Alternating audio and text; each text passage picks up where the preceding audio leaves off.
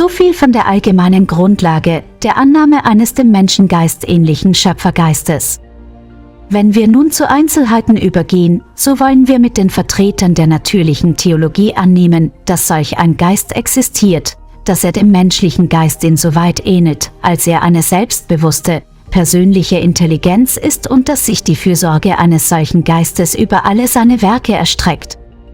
Selbst aufgrund dieser Annahme begegnen wir einer Menge von bedeutsamen und allgemeinen Tatsachen, welche anzeigen, dass dieser Geist doch noch als seinem Ebenbild im Geist des Menschen augenscheinlich sehr unähnlich betrachtet werden muss.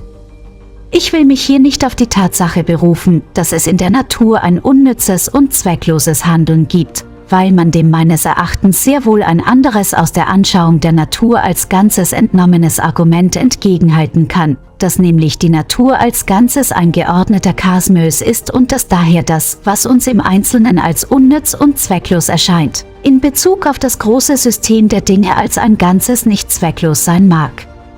Zweifelhaft aber ist es mir, ob man dann weiterhin dieses letztere Argument dem gegenüber anführen darf, dass in der Natur offenbar das fehlt, was man beim Menschen Moralität nennt. Denn in dem menschlichen Geist ist das Gefühl für Recht und Unrecht, mit allen jenen Affekten, die es begleiten und bilden, Liebe, Sympathie, Gerechtigkeit und so weiter, ein so wichtiger Faktor, dass wir uns, wie groß auch die intellektuelle Seite des menschlichen Geistes gedacht werden mag, doch kaum dabei die moralische Seite so augenscheinlich verdunkelt denken könnten, dass sie in der Schöpfung eines solchen Werkes aufgehen sollte, wie wir es in der irdischen Natur finden. Es ist unnütz, unsere Augen vor dem Zustand der Dinge, der uns hier begegnet, zu schließen. Die meisten Beispiele spezieller Zwecksetzung, auf welche sich die Vertreter der natürlichen Theologie beziehen, um die intelligente Natur der ersten Ursache zu beweisen, haben als Ziel oder Gegenstand die Strafe eines schmerzreichen Todes oder die Flucht vor grausamen Feinden, aber gerade in dieser Hinsicht ist das Argument zugunsten der intelligenten Natur der ersten Ursache ein Argument gegen ihre Moralität.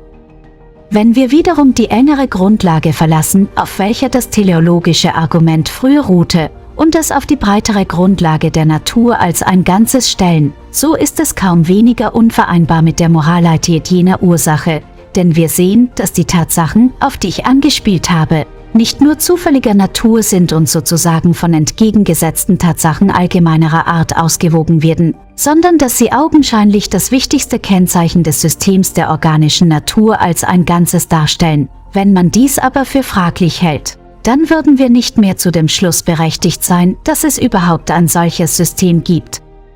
Dass die Natur an Zähnen und Klauen rot vor Blutgier ist, das ist also ohne Frage eine Tatsache von weitgehender und allgemeiner Bedeutung, die von jeder Theorie der Teleologie berücksichtigt werden muss.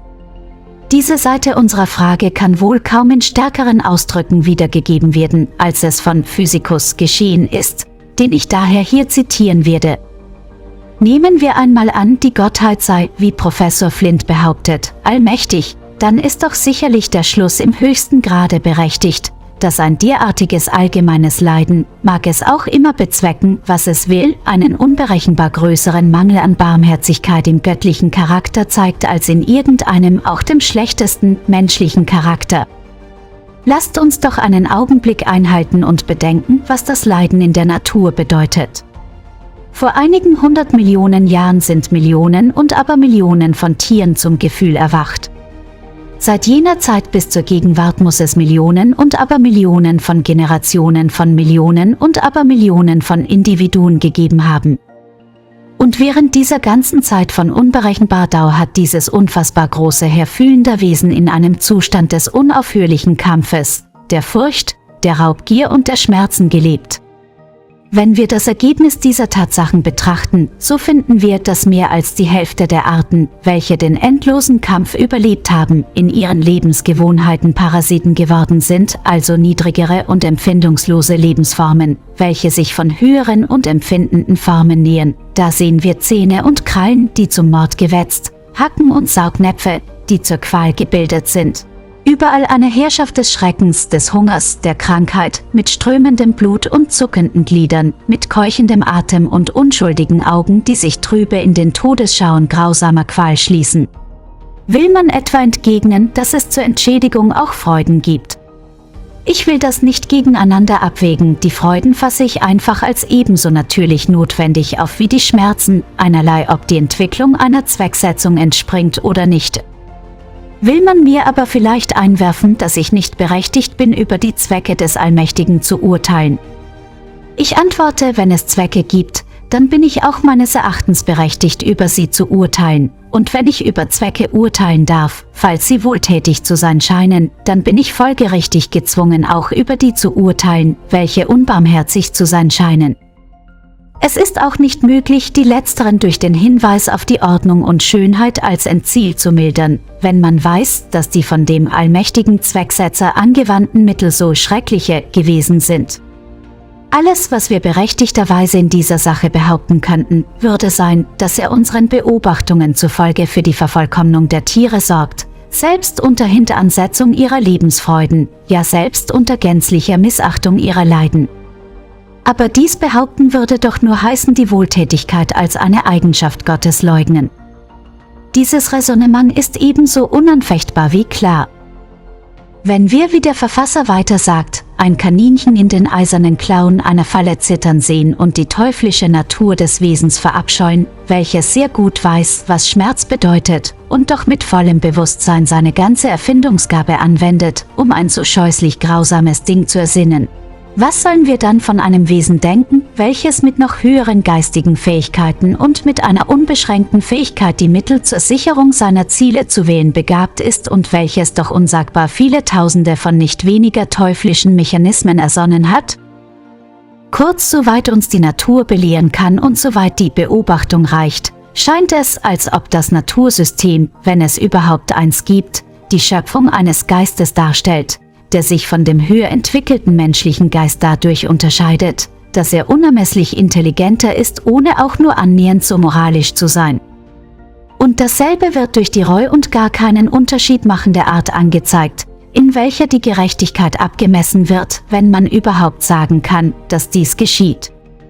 Wenn wir die Bestimmtheit und Strenge, mit welcher jedes Vergehen gegen die Naturgesetze von der Natur bestraft wird, gleichgültig, ob es auch nur aus Unwissenheit entspringt, mit der außerordentlichen Unbestimmtheit und Laxheit vergleichen, mit welcher sie einem Vergehen gegen die moralischen Gesetze begegnet, dann müssen wir doch fühlen, dass dieses System der Gesetzgebung, wenn wir es überhaupt so nennen dürfen, gänzlich von einem verschieden ist, welches eine irgendwie anthropopsychisch zu nennende Intelligenz erdacht haben würde. Die einzige Antwort, welche die Vertreter der natürlichen Theologie auf diese schwierigen Fragen noch geben könnten, bezieht sich auf die Beschaffenheit des menschlichen Geistes. Es wird behauptet, die Tatsache, dass dieser Geist seinem Wesen nach eine verhältnismäßig so hohe Moralität besitze, möchte doch wohl ein Beweis dafür sein, dass die Quelle, die ihm den Ursprung gab, in gleicher Weise einen moralischen Charakter habe. Dieses Argument erscheint mir jedoch fragwürdig, denn, so viel wir wissen können, kann der moralische Sinn dem Menschen gegeben worden sein oder sich in ihm entwickelt haben, einfach wegen seiner Nützlichkeit für die Spezies, ganz in derselben Weise wie die Zähne des Haifisches und das Gift der Schlange. Wenn dem so ist, dann würde das Auftreten des moralischen Sinnes beim Menschen nur ein weiterer Beweis dafür sein, dass die intellektuelle Natur Gottes von seiner moralischen wohl zu unterscheiden ist, und es scheint kein Grund vorhanden zu sein, weshalb wir die Sache von einem anderen Gesichtspunkt aus betrachten sollten. Die Tatsache, dass uns der moralische Sinn als ein so großes und heiliges Ding erscheint, ist zweifellos, von jedem Gesichtspunkt aus, die Folge seiner Bedeutung für die Wohlfahrt unserer Spezies. An sich oder wie er anderen möglichen Wesen erscheint, die gleich uns intelligent sind, aber unter anderen Lebensbedingungen existieren, kann man dem moralischen Charakter des Menschen nicht mehr Bedeutung zugestehen als den sozialen Instinkten der Bienen. Ganz besonders berechtigt ist diese Erwägung für den Fall, dass es, gemäß der theologischen Theorie der Dinge, einen Geist außerhalb des Gebiets jener sozialen Verhältnisse gibt, aus denen sich nach der wissenschaftlichen Entwicklungslehre der moralische Sinn in uns selbst entwickelt hat. Tatsächlich nehmen die Vertreter der natürlichen Theologie in dieser Frage einmal an, dass die erste Ursache, wenn intelligent, auch moralisch sein müsse. Ferner aber sehen sie nicht die außerordentlich große logische Schwäche des Arguments, durch welches sie ihre Annahme aufrechterhalten wollen. Es möchte doch sicherlich eine ganz ebenso anthropomorphistische Vorstellung sein, wenn man Gott Moralität zuschreiben wollte, als wenn man ihm jene Empfänglichkeit für sinnlichen Genuss zuschreiben wollte, mit der die Griechen ihre Gottheiten ausstatteten. Die Gottheit mag doch wohl am Ende über dem einen wie über dem anderen hoch erhaben stehen, oder wir müssen vielleicht richtiger sagen, sie steht dem einen so fremd gegenüber wie dem anderen. Ohne dass sie übermoralisch und noch weniger unmoralisch ist, mag sie wohl ohne Moral sein. Unsere Begriffe von Moralität möchten wohl auf Gott angewendet keinen Sinn haben. Wenn wir nun aber auf der einen Seite dies sagen müssen, so müssen wir andererseits, denke ich, konsequenterweise zugeben, dass das Argument vom Bau des menschlichen Geistes viel gewichtiger wird, wenn man von dem moralischen Gefühl zu den religiösen Instinkten übergeht. Denn einerseits sind diese Instinkte nicht von so offenkundigem Nutzen für die Spezies wie diejenigen der Moralität, und andererseits scheinen sie, obwohl sie ohne Frage außerordentlich allgemein, ausdauernd und kräftig sind, nicht irgendeinem Ziel oder Zweck in dem System der Dinge zu dienen, wenn wir nicht die Theorie derjenigen über sie annehmen, in denen sie am stärksten entwickelt sind. Hier haben wir meines Erachtens ein Argument von berechtigter Kraft, obwohl Mill, wie es scheint, diese Meinung nicht teilte. Ich glaube, dass dieses Argument deshalb eine berechtigte Kraft besitzt, weil die religiösen Instinkte des Menschengeschlechts, wenn sie nicht auf eine Realität als ihr Objekt hinweisen, verglichen mit allen anderen Instinkten ohne jedes Analogon sein würden. Sonst treffen wir im Tierreich nirgends einen Instinkt an, der nicht auf ein Ziel hinweist, und insofern ist die Tatsache, dass der Mensch, wie man gesagt hat, ein religiöses Tier ist, das heißt, dass er eine Art eigentümlicher Gefühle aufweist, die auf besondere Ziele gerichtet sind und die mit dem wahren Instinkt sehr nahe verwandt, wenn nicht identisch sind. Meiner Meinung nach ein berechtigtes Argument für die Realität irgendeines Objekts, auf das die religiöse Seite der Natur dieses Wesens gerichtet ist. Ich glaube auch nicht, dass dieses Argument von Tatsachen wie den folgenden entkräftet wird, dass nämlich die verschiedenen Rassen des Menschengeschlechts weit auseinandergehende intellektuelle Vorstellungen von dem Charakter dieses Objekts besitzen, dass die Stärke der religiösen Instinkte bei verschiedenen Individuen, selbst derselben Rasse, höchst verschieden ist, dass diese Instinkte durch die Erziehung außerordentlich modifiziert werden können, dass sie sich wahrscheinlich bei keinem Individuum entwickeln würden, wenn demselben nicht wenigstens so viel Erziehung zuteil wird, als zur Entwicklung der nötigen intellektuellen Vorstellungen, auf die sie sich gründen, erforderlich ist. Oder dass wir ihren Ursprung mit Spencer nicht unwahrscheinlich auf eine primitive Art der Traumdeutung zurückführen können. Denn selbst im Hinblick auf alle diese Erwägungen bleibt doch die Tatsache bestehen, dass diese Instinkte existieren und dass daher angenommen werden darf, dass sie gleich allen anderen Instinkten eine bestimmte Bedeutung haben, auch dann, wenn man annehmen kann, dass sie gleich allen anderen Instinkten eine natürliche Ursache haben, was sowohl hinsichtlich des Individuums wie auch hinsichtlich der Rasse fordert, dass für die natürlichen Bedingungen ihres Auftretens gesorgt sein muss, gerade so wie bei der natürlichen Entwicklung aller anderen Instinkte. Kurz, wenn man allgemein dafür hält, dass die tierischen Instinkte gleich organischen Gebilden und unorganischen Systemen einen Zweck verfolgen müssen, dann würde die religiöse Natur des Menschen als eine Anomalie in dem allgemeinen System der Dinge dastehen, wenn sie allein zwecklos wäre. Dies nun erscheint mir ein kräftiger Beweis dafür zu sein, dass, wenn die allgemeine Naturordnung einem Geist den Ursprung verdankt, der Charakter dieses Geistes derartig ist, wie ihn sich die am höchsten entwickelte Form der Religion vorstellt. Dieser Schluss ist nun ohne Zweifel ganz entgegengesetzt dem, zu welchem wir durch Betrachtung der biologischen Erscheinungen gelangten, und dies ist ein Widerspruch, der nur durch die Annahme gelöst werden kann, dass entweder die Natur Gott verheimlicht, während der Mensch ihn offenbart, oder dass die Natur Gott offenbart, während der Mensch ihn falsch darstellt. Noch eine andere Tatsache von weittragender und allgemeiner Bedeutung weist uns die Natur auf, welche meiner Meinung nach, falls die Naturordnung für den Ausdruck eines intelligenten Zweckes gehalten wird, als Beweis für die ethische Natur jenes Zweckes sehr wichtig ist. Es ist eine Tatsache, welche meines Wissens noch von keinem anderen Schriftsteller beachtet worden ist. Da es aber eine der allgemeinsten Tatsachen innerhalb der empfindenden Schöpfung ist, welche auch nicht eine einzige Ausnahme gestattet, so kann ich ihre Bedeutung als Argument gar nicht nachdrücklich genug hervorheben. Diese Tatsache ist, wie ich sie bei einer früheren Gelegenheit festgestellt habe, folgende: Unter all den Millionen von Mechanismen und Instinkten im Tierreich gibt es kein einziges Beispiel eines Mechanismus oder Instinkts, der bei einer Spezies zum ausschließlichen Vorteil einer anderen Spezies auftrete, obwohl es einige wenige Fälle gibt, in denen ein Mechanismus oder Instinkt, der für seinen Besitzer von Vorteil ist, auch von anderen Spezies sich nutzbar gemacht worden ist. Nun ist es der Theorie einer wohltätigen Zwecksetzung unmöglich zu erklären, warum es, wenn alle Mechanismen derselben Spezies unabänderlich zugunsten jener Spezies in Korrelation stehen, niemals eine solche Korrelation zwischen den Mechanismen verschiedener Spezies gibt, oder warum dies auch für die Instinkte gilt. Denn welch ein großartiges Schauspiel göttlicher Barmherzigkeit würde die organische Natur geboten haben, wenn alle oder auch nur einige Spezies in solche Beziehung zueinander gesetzt worden wären, dass sie sich in ihren gegenseitigen Bedürfnissen aushelfen könnten. Die organischen Spezies könnten dann einer unzähliger Schar von Stimmen verglichen werden, die alle in einen harmonischen Lobpsalm einstimmen. Aber wie es nun einmal ist, sehen wir keine Spur einer solchen Koordination. Jede Spezies steht für sich und für sich allein, eine Folge des stets und überall grimmig wütenden Kampfes ums Dasein.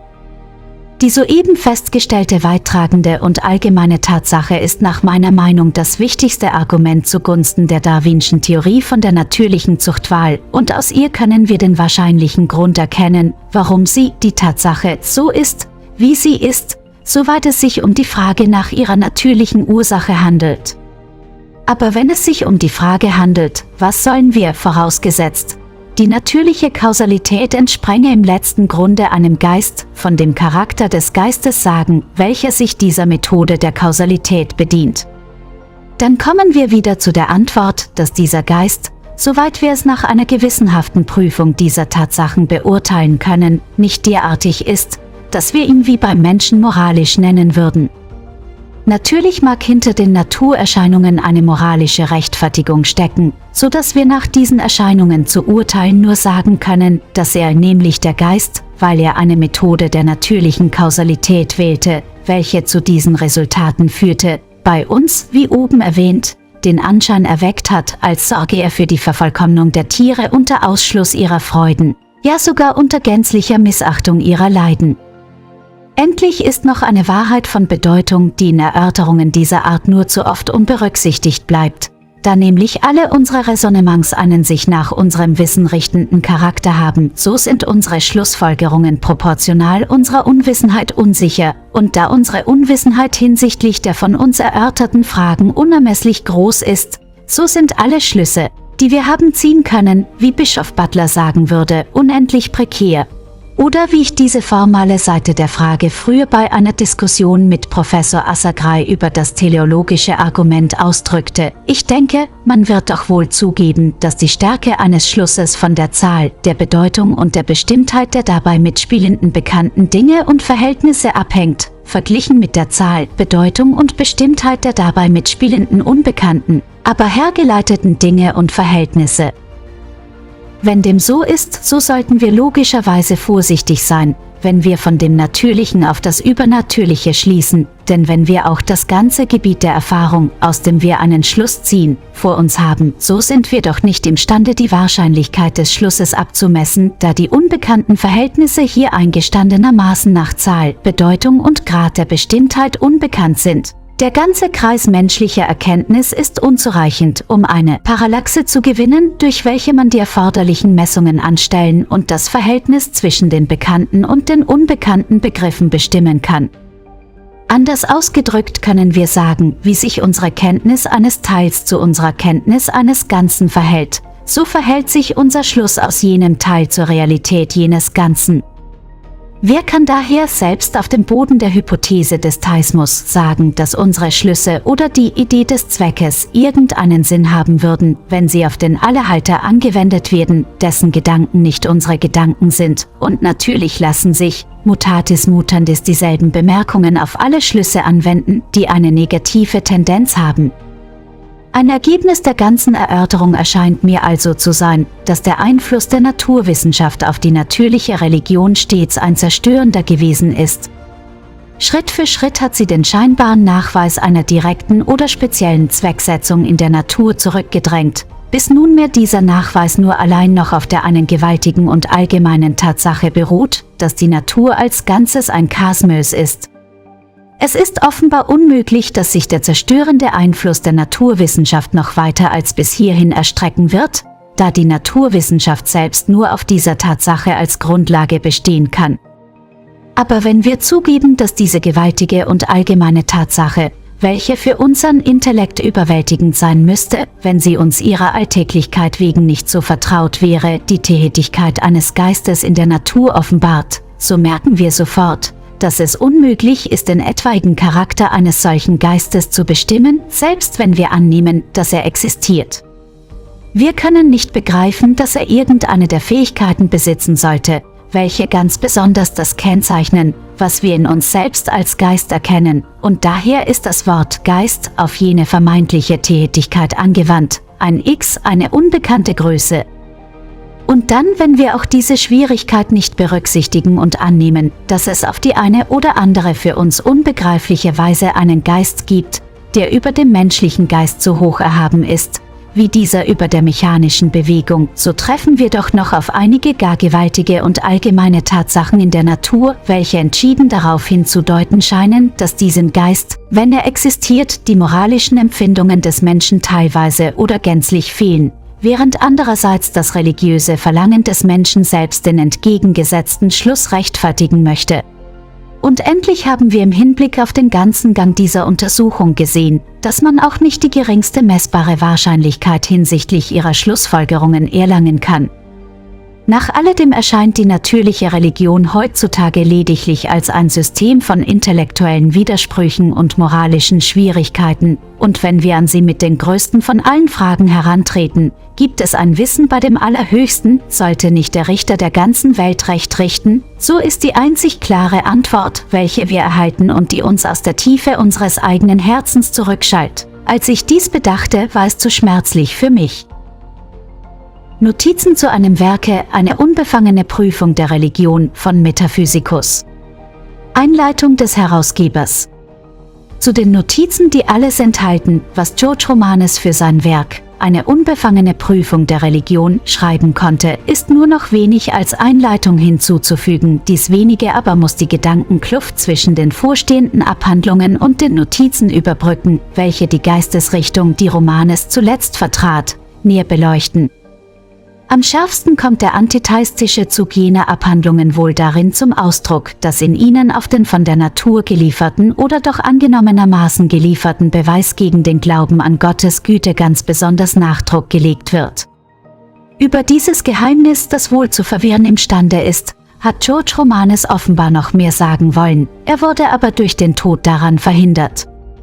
Wir können indes berichten, dass er im Jahre 1889 in einer in der Aristoteles-Gesellschaft verlesenen Schrift über den Beweis der Zwecksetzung in der Natur dem Argument, dass die Art und Weise der natürlichen Entwicklung im Licht ihrer Ergebnisse beurteilt werden muss, mehr Bedeutung als früher einräumt. Diese Schrift war ein Teil eines Tischgesprächs. Alexander hatte früher in einer Schrift gegen die Hypothese der Zwecksetzung in der Natur gesprochen, weil die herrliche Ordnung in der Natur nur durch Verwüstung und Massenopfer erreicht würde. Dieses Argument wurde unter Hinweis auf augenscheinlich schlechte Anpassungen, zwecklose Zerstörungen usw. entwickelt, welche die Naturprozesse kennzeichnen. Darauf antwortet Romanes, dass dies notwendigerweise zu dem als natürliche Zuchtwahl anzusehenden Prozess gehört. Die Frage ist nur, ist dieser Prozess an sich mit der Hypothese der Zwecksetzung unvereinbar? Er antwortet verneinend. Die herrliche Ordnung in der Natur wird nur durch Verwüstung und Massenopfer erreicht, zugegeben. Aber wenn Verwüstung und Massenopfer als Ursache zu einer herrlichen Ordnung in der Natur als Wirkung führen, wie kann man dann sagen, dass Verwüstung und Massenopfer ein Missgriff gewesen sind?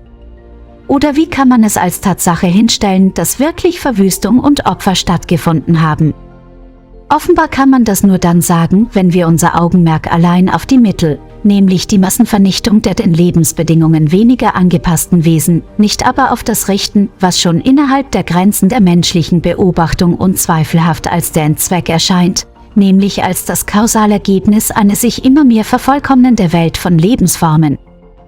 Ein Kandidat, der im Staatsexamen durchfällt, weil er zufällig einer der weniger passenden ist ohne Zweifel bezüglich seiner eigenen Karriere ein Beispiel des Misserfolges, aber man darf daraus nicht folgern, dass die Prüfung dabei ihren Endzweck verfehlte, den nämlich die besten Männer für den Staatsdienst zu gewinnen. Und die Tatsache, dass dies allgemeine Ergebnis aller individuellen Misserfolge in der Natur das sichert, was Alexander die herrliche Ordnung der Natur nennt, zeigt entschieden, dass der Modus operandi an sich kein Fehler bezüglich dessen war, was wir, wenn es überhaupt eine Zwecksetzung in der Natur gibt, als das höhere Ziel dieser Zwecksetzung betrachten müssen. Daher können Fälle von individuellen oder anderen relativen Misserfolgen nicht als Beweis gegen die Hypothese einer derartigen Zwecksetzung benutzt werden. Die Tatsache, dass das allgemeine System der natürlichen Kausalität möglicherweise zu einer herrlichen Ordnung der Natur führt, braucht an sich noch nicht der Hypothese von der Zwecksetzung in der Natur entgegenzustehen, selbst wenn diese Kausalität fortwährend die Ausscheidung der weniger passenden Formen bewirken sollte. Nach meinem besten Wissen und Gewissen ist also dieses Argument des Misserfolges, des Probierens ins Blaue hinein, des blinden Zutappens oder in welchen ändern Ausdrücken es sonst noch dargestellt wird, nur gegen die Theorie anwendbar, auf welche Alexander anspielt, wenn er von einem Zimmermannsgott spricht. Das heißt, wenn es in der Natur überhaupt eine Zwecksetzung gibt, so muss sie überall spezifiziert sein, so dass ihr Nachweis sich ebenso gut in dem kleinsten Bruchstück der Natur, wie zum Beispiel an einem einzelnen Organismus oder an einer Klasse von Organismen, wie auch bei der Betrachtung des ganzen Kosmos führen lässt. Die Beweisführung zugunsten einer Zwecksetzung in diesem Sinne ist, wie ich durchaus zugebe, durch den Nachweis der natürlichen Zuchtwahl gänzlich zuschanden gemacht.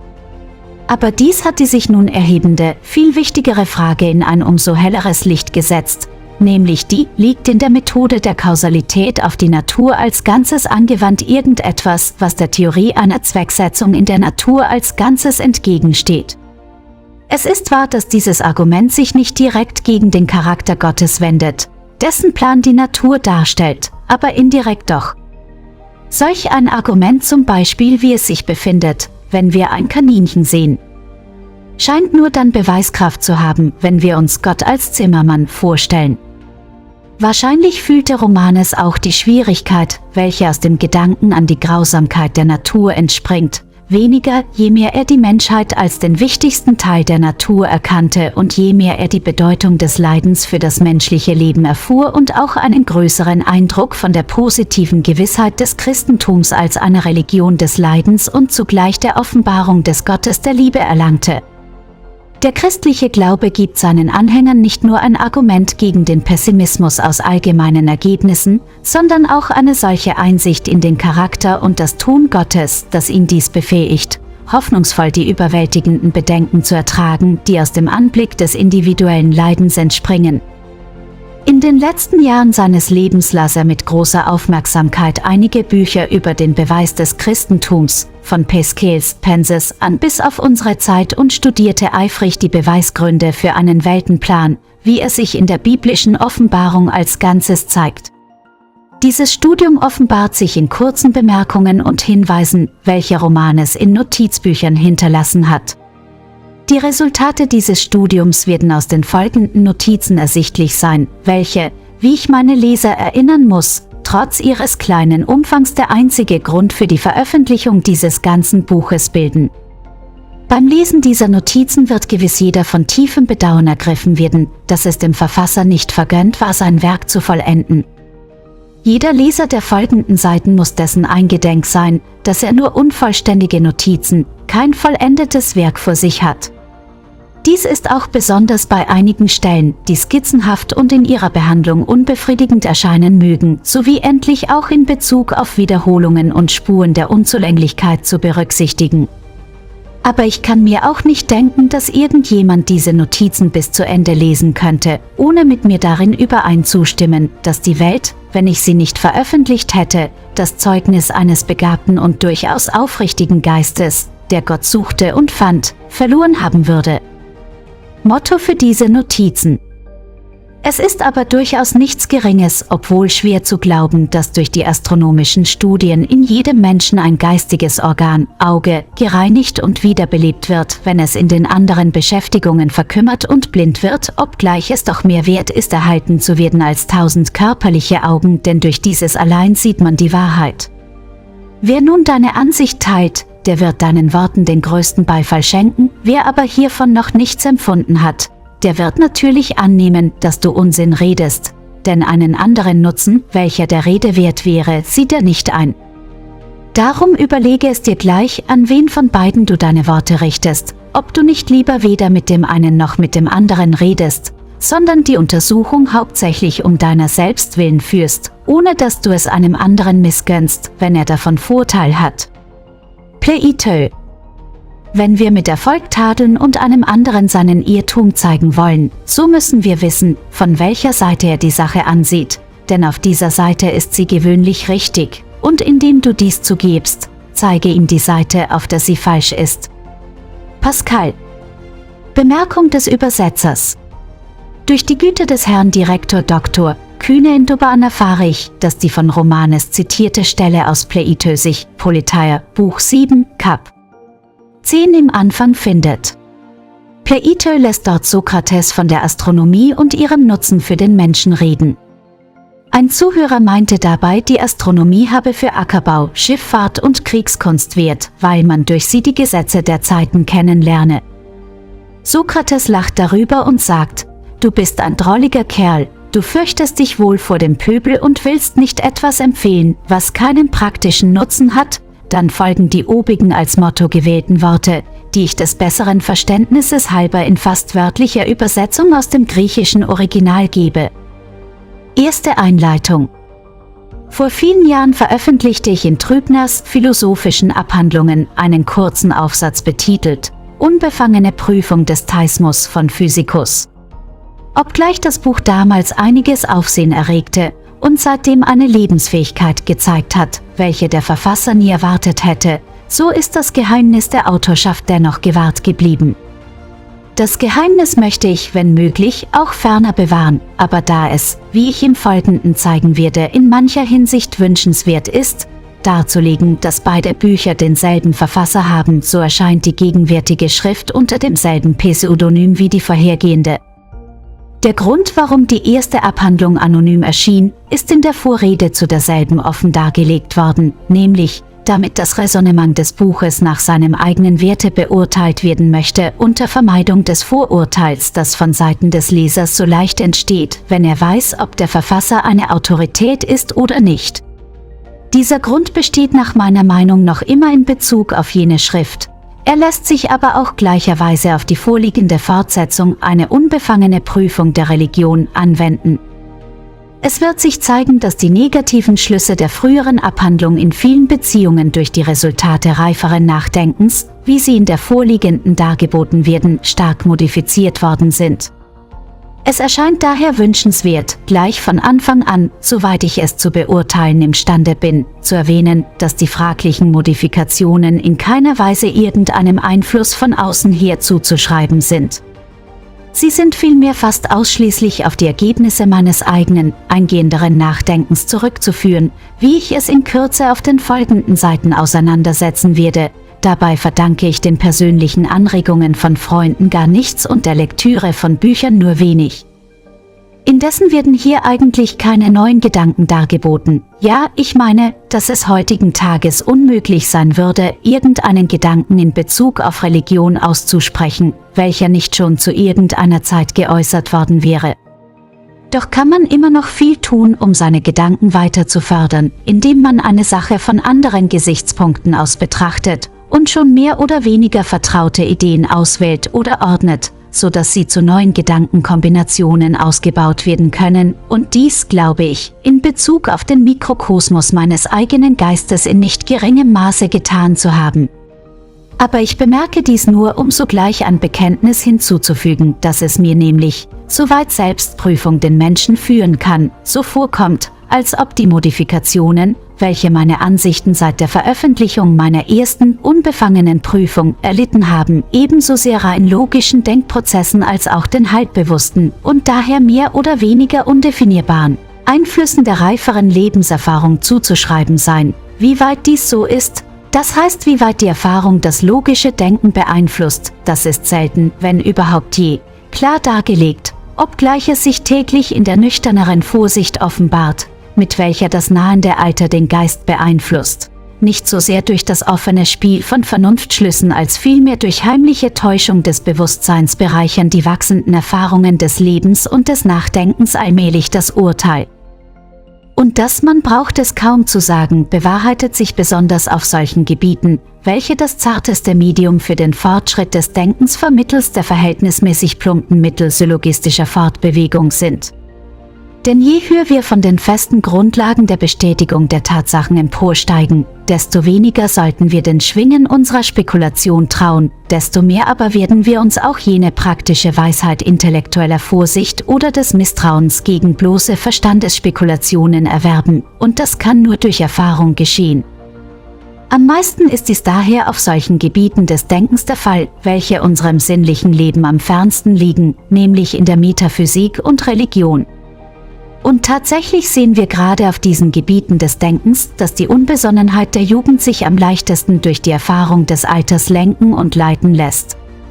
Indessen trotz dieses Bekenntnisses zweifle ich nicht, dass mich auch in Bezug auf die reine und bewusste Vernunft weiteres Nachdenken befähigte, ernste Irrtümer oder wenigstens Versehen gerade in den Grundlagen meiner unbefangenen Prüfung des Theismus zu entdecken.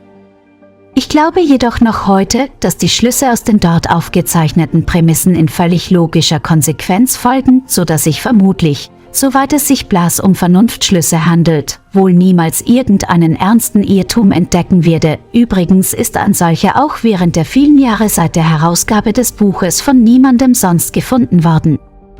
Jetzt freilich sind mir zwei geradezu verhängnisvolle Versehen, die ich mir damals zu Schulden kommen ließ, ganz klar. Das erste war, dass ich auf dem Gebiet so hoher Abstraktionen ein ganz ungehöriges Vertrauen auf bloße Vernunftschlüsse, mochten sie auch aus gesunden Prämissen abgeleitet worden sein, setzte. Der andere Fehler war der, dass ich nicht sorgfältig genug die Grundlagen meiner Kritik, das heißt die Gültigkeit jener Prämissen, prüfte. Ich will hier kurz diese beiden Punkte getrennt betrachten. In Bezug auf den ersten Punkt gab es wohl niemals einen Menschen, der in seinen Forderungen an die reine Vernunft anspruchsvoller war als ich, anspruchsvoller dem Geist, doch nicht dem Buchstaben nach, und das mochte wohl daher kommen, dass ich in stete Berührung mit der Naturwissenschaft stand. Dabei aber erwog ich niemals, in wie großem Widerspruch zur Vernunft eine von mir nicht ausgesprochene Voraussetzung bei meiner früheren Beweisführung in Bezug auf Gott selbst stand, die Voraussetzung nämlich, dass Gottes Dasein bloß ein Problem der Naturwissenschaft sei, welches allein durch menschliche Vernunft, ohne Bezugnahme auf des Menschen andere und höhere Fähigkeiten gelöst werden könnte. Der zweite Punkt ist von noch größerer Wichtigkeit, weil er, wenn überhaupt, so doch selten als solcher erkannt wird. Zu der Zeit, als ich die unbefangene Prüfung schrieb, wurde es mir klar, dass die ganze Frage des Theismus seitens der Vernunft auf die Frage nach dem Wesen der natürlichen Kausalität hinausläuft. Meine Theorie der natürlichen Kausalität gehorchte dem Gesetz der Sparsamkeit, indem sie alles in das Sein als solches auflöste, aber andererseits irrte sie, indem sie nicht in Erwägung zog, ob nicht etwa höhere Ursachen notwendig sind, um geistliche Dinge zu erklären, das heißt, ob das Urwesen nicht doch wenigstens ebenso hoch stehen müsste wie die Vernunft und der Geist des Menschen, das heißt höher als irgendetwas, was bloß physikalisch oder mechanisch ist. Die Voraussetzung, dass es so sein muss, verletzt nicht das Gesetz der Sparsamkeit. Reine Agnostiker sollten das religiöse Bewusstsein der Christen als eine Erscheinung erforschen, die möglicherweise, wie die Christen es ja auch selbst glauben, göttlichen Ursprungs ist. Und das kann geschehen, ohne dass man dabei irgendwie auf die Frage nach der objektiven Gültigkeit der christlichen Dogmen eingeht. Die christliche Metaphysik könnte in der Tat falsch sein, und doch kann der Geist des Christentums seinem innersten Wesen nach wahr sein, das heißt, er kann das höchste und beste Geschenk von oben sein, das dem Menschen je gegeben worden ist. Mein gegenwärtiger Zweck ist also wie Sokrates nicht irgendein philosophisches System oder sogar ein positives Wissen mitzuteilen, sondern einen Zustand des Geistes, meint, zu schildern, welchen ich reinen Agnostizismus nennen möchte, um ihn von dem zu unterscheiden, was man gewöhnlich Agnostizismus nennt.